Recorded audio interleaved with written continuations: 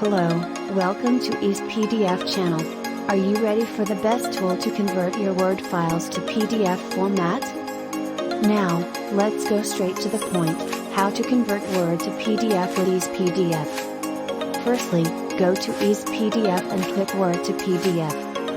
If you want to convert Word documents on your computer or other local devices, click Add Files, choose the target files. Or just drag your target Word files and drop them on the Drop PDF Here area. Now, wait for your files to be uploaded to the server. EasePDF will detect your Word document to the server and start converting it to PDF automatically.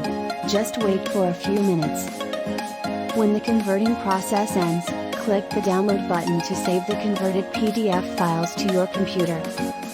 You can save these files on Google Drive and Dropbox. You can also get links for them to share with anyone.